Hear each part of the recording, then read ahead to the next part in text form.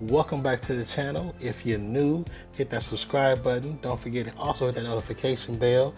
My name is Jason. This is Nonfiction, and today we're going to talk about Marvel's The Defenders on Netflix, the TV series. It's an 8-part TV series, and we're going to talk about episodes 1 through 4. Non-spoiler review. If you're unfamiliar with Marvel's The Defenders, it's based on 4 comic book characters that come together to create a team called Defenders, and are defending New York City. And those characters are Daredevil, Jessica Jones, Luke Cage, and Iron Fist. And just to give you a quick synopsis of what's going on and what's taking place in this series, I'm going to read something for you. Marvel's The Defenders follows Daredevil, Jessica Jones, Luke Cage, and Iron Fist, a quartet of singular heroes with one common goal: to save New York City.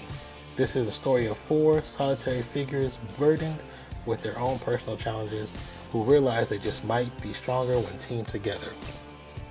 So like I said, if you're not familiar, you don't necessarily have to watch the previous solo seasons to get an understanding of what's taking place in The Defenders.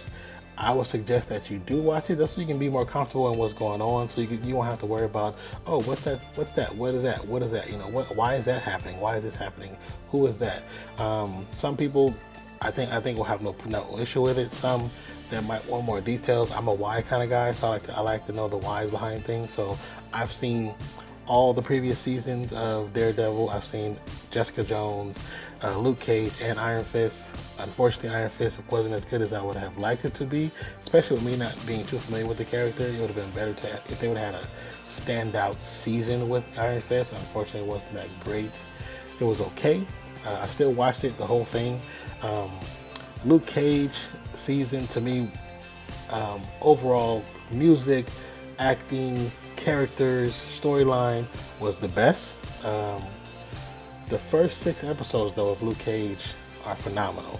The last, I want to say 4 or 5 episodes, I forgot how many total I had, but the last episodes of Luke Cage, they're okay. Not as stellar, not as great, but still a good way to tie up and put a little bow on the story. Jessica Jones, I think her season was so different than all the rest compared to as far as a comic book story. It wasn't a comic book story. It's kind of like how if you've seen Ant-Man, Ant-Man's not your typical comic book story. It's actually a heist film that has a comic book edge to it, just like Spider-Man. Spider-Man's not a comic book story. It's a high school story. It's about it's about school. It's about a story of a kid in high school trying to get his own bearing, who also just happens to be a superhero. Now, with Jessica Jones, her series it wasn't about a superpowered woman. It was about this psycho thriller drama. Like, if you haven't seen it, I would suggest really watching it. It's very different than anything you would ever see as far as being in a comic book realm. I enjoyed it. I was very, very happy with the results of the storyline. And in that one, that's when you get your first introduction of Luke Cage as well. Daredevil, from the first episode of season 1 to the last episode of season 2, I was hooked. Like, I like the guy who's playing Daredevil, Charlie Cox. He is amazing. I think he fits the character perfectly. He's so believable as a blind person. Like, well, to me, I've been around a few blind people, so I think to me he's believable, but you might not think so. But to me, I think he's great as Daredevil. I really enjoyed so far. Like I said, we're talking about episodes 1 through 4. So far, I've really enjoyed the episodes. The first 2 episodes had a slow start, but I think that's just to establish the characters and where they're at in their lives at this moment. I want to say that it's a few months down the line, maybe 6 or 7 months after each individual season has ended, and that's kind of what it's kind of trying to bring them together and put them on the same timeline, put them in the same space, so everything can start to make sense as far as why they're doing what they're doing, where they at in their lives, what's changed, what's been added, new loves, lost loves. And so overall, the beginning, like I said, it does start out kind of slow, but I would just suggest to stick with it, because when you get into episode 3, if you're not invested by episode 3, you probably won't be invested after that point, because episode 3 is kind of when you get your payoff from being patient the first 2 episodes because, like I said, they are trying to develop things, and they're developing the villain, which is the Hand, and also developing Sigourney Weaver's character Alexandra, so you get a background understanding of who she is, why she's doing what she's doing, and what's her relevance to the Hand. Overall, like I said, I enjoyed it. I enjoyed the first 4 seasons, 4 episodes of the Defenders. What's interesting is, for it to be a comic book movie, you always think about comic books having fight scenes. In episode one, there's literally only one fight scene. It takes place with Danny Rand, and then that takes place in the first seconds of episode one. And all of episode two is just development, development, development, development. Trying to get, like I said, trying to get everybody on the same timeline, trying to get you as the viewer to understand what's taking place and what's going on. And for me, I think it was okay. I didn't really pay attention to it too much. I wasn't in a rush to get action. I wanted to get storyline because I've never read a Defenders comic book, and I know who they are, but I was curious to see how they were going to put it all together, and I think they did it just right. It didn't. Nothing is being taken away from the individual characters and their own spotlight and their own time to shine. It's not like some of the previous seasons where there were stories being developed by outside characters. In this season, it's really about the four. It's about the main four characters and also the Hand and what the Hand's plot is and what they're trying to do to take over the world, of course, because they're bad guys and that's what bad guys do. Um, I think anybody can enjoy it without even watching the previous seasons, like I said before. But I would suggest to go back and watch at least Daredevil season two, Jessica Jones, Luke Cage, and Iron Fist. They all have one season, so you can watch all three of those. But at least Daredevil season two. But if you really want to get into the character and the background and why he's doing what he's doing, who he is, because there's going to be some characters also introduced in Defenders that are from Daredevil, and they're from all the different episodes, but all different seasons. But there's some specifically from Daredevil that you kind of want to get a better idea of who they are and what their overall goals for and goals for themselves as those characters in the storyline of the Defenders. And I think you'd have to watch Daredevil season one. But like I said, it's not necessary. You don't have to. You can watch it and still get an understanding because they give you kind of a rundown, a background story of what's taking place with each character.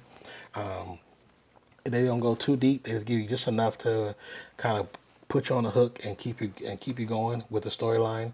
Like I said, the first 2 episodes they do start off kind of slow, but it pays off in episode three. And episode three is the true payday, and I actually enjoyed episode three a lot, and it got me pumped to watch episode four. One was a great development for two, and three was a great development for four, and so forth and so on. I think you enjoy it. I think anyone enjoy it. I would suggest watching the series. If you haven't already started it, start it. It's a good series to watch. It's a good if you have a little time to yourself. Each episode is about 50 minutes long, 51 minutes. So, and it doesn't even feel like it's an hour long. It doesn't feel like an hour long whatsoever. So if you binge, you won't even realize you really have watched 8 hours of TV, and it won't feel like it. Even though, like I said, the first couple episodes kind of drag a little bit, it doesn't feel like it's an hour. It feels like it's 30 minutes. It goes by pretty quick, or especially if you allow yourself to get invested into the characters, into the storyline, and really start to believe and not really believe, but feel what's going on. And once you have that understanding of what's going on, you're in it. And if you're in it to win it, you'll be good. So I would suggest take your time, watch it. Um, as far as the different characters, I think everyone is holding their own. I'm glad to see Finn Jones, aka Danny Rand. He looks a lot better in this series so far than what he did how he looked in Iron Fist. And in Iron Fist, I think it was just a rushed series. Even though some of the action scenes are great from different characters' point of view, his not so much. But in this one, I think I think he's doing an excellent job so far. I want to say that I feel like the choreography, the fight choreography was done by the fight choreographer. Trying to say that so fast from Daredevil seasons because it looks the way they cut the quick cuts, the close quarters fighting, all that stuff. It looks like this. Looks very similar to Daredevil and what Luke Cage tried to emulate in its hallway scene where he had the doors when they were shooting at him. But like I said, Danny Rand looks really good. Jessica Jones, I like Jessica Jones. Luke Cage, he's probably the moral compass of the whole team. And Daredevil, aka Charlie Cox, who's playing Daredevil, who's Matt Murdock or Matthew Murdock, doing an excellent job. And I like what each person is going through when we catch back up to them. I like how it's being placed and the storyline that you're getting. And that's really about it. I don't want to say too much more because if I get into too much more, it's gonna spoil a whole lot for people who haven't seen it yet. If you have seen it, let me know what you like so far. If you've only seen the first episode, give me your favorite scene so far. Let me know if you like how Danny Rand's looking in the first couple episodes.